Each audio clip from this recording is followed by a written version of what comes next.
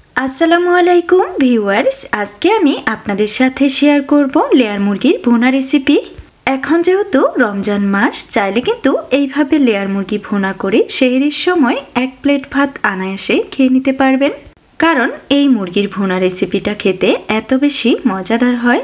আশা করছি আমার আজকের এই রেসিপি সবার কাছে অনেক ভালো লাগবে।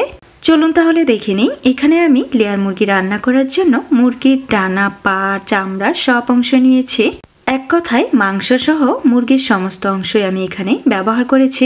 এরপর এখানে দিয়ে দিলাম 1 চামচ পরিমাণ লবণ, হাফ কাপ পরিমাণ পেঁয়াজ কুচি, 1 চামচ পরিমাণ মরিচের গুঁড়ো, হাফ চামচ পরিমাণ হলুদের গুঁড়ো, হাফ চা চামচ পরিমাণ গরম মশলার গুঁড়ো, হাফ চামচ করে জিরা এবং ধনিয়ার গুঁড়ো। এরপর এখানে দিয়ে দিলাম হাফ কাপ পরিমাণ তেল। আদা এবং রসুন বাটা এখানে আমি ব্যবহার করেছি 1 চামচ।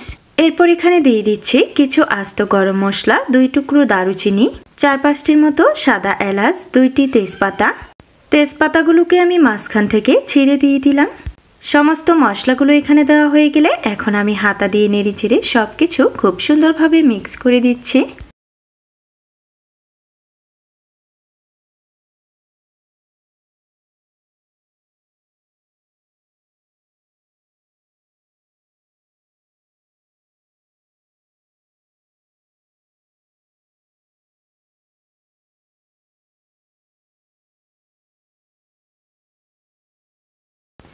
সমস্ত কিছু যখন নেড়েচেড়ে খুব সুন্দরভাবে মিক্স করা হয়ে যাবে, এই পর্যায়ে আমি চুলাটা অন করে দিলাম। আর এখানে আমি দিয়ে দিলাম 6 থেকে 7 কোয়া রসুন। এরপর ঢাকনা লাগিয়ে দিলাম। এই পর্যায়ে ঢাকনা লাগিয়ে মাংসগুলোকে আমি কষিয়ে নিব। একটু কিছুক্ষণ জাল করে নেওয়ার পর এই পর্যায়ে ঢাকনাটা উঠিয়ে নিলাম। দেখে আপনারা নিশ্চয়ই বুঝতে পেরেছেন মাংস থেকে কতটা পানি বেরিয়ে এসেছে। এই পানিটা দিয়েই কিন্তু আমি মাংসগুলোকে খুব সুন্দরভাবে কষিয়ে নিব।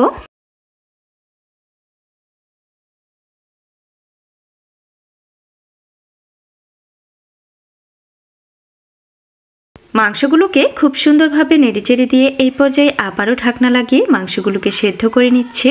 মাংসের পানিটা যখন সম্পূর্ণ শুকিয়ে যাবে, এই পর্যায়ে আমি ঢাকনাটা উঠিয়ে নিলাম। এখন নেড়েচেড়ে মাংসগুলোকে খুব সুন্দরভাবে ভেজে নিব।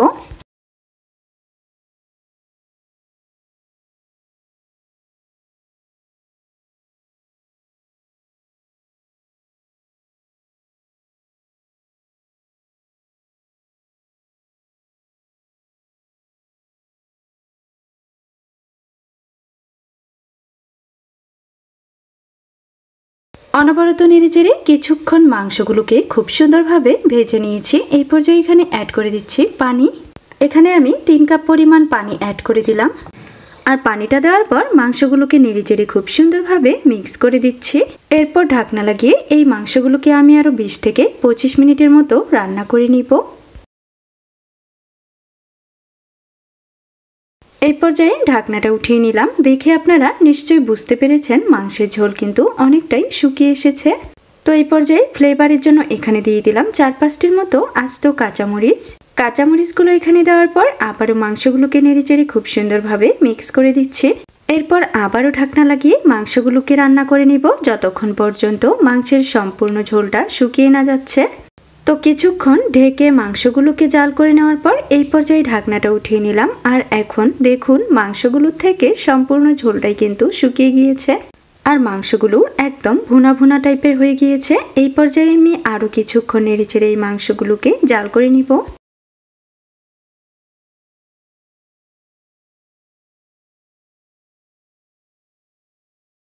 এখন কিন্তু মাংস রান্নাটা আমার সম্পূর্ণ কমপ্লিট। দেখে আপনারা নিশ্চয়ই বুঝতে পেরেছেন লেয়ার মুরগির এই মাংসের ভুনাটা কত সুন্দর পারফেক্ট এবং লোভনীয় হয়েছে।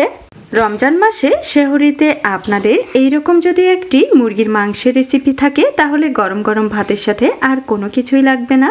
আশা করছি আমার আজকের এই রেসিপি সবার কাছে অনেক ভালো লেগেছে। আর যদি ভালো লাগে তাহলে বাসায় অবশ্যই একবার ট্রাই করবেন এবং কমেন্টে আমাকে অবশ্যই জানাবেন কেমন হয়েছিল আপনাদের মাংসের রেসিপিটা। ফিরে আসবো আবারও আপনাদের মাঝে নতুন কোনো রেসিপি নিয়ে। সে পর্যন্ত সবাই ভালো থাকবেন, সুস্থ থাকবেন এবং সবাই সবার জন্য দোয়া করবেন। আজকে এখানেই বিদায় নিচ্ছি। আল্লাহ হাফেজ।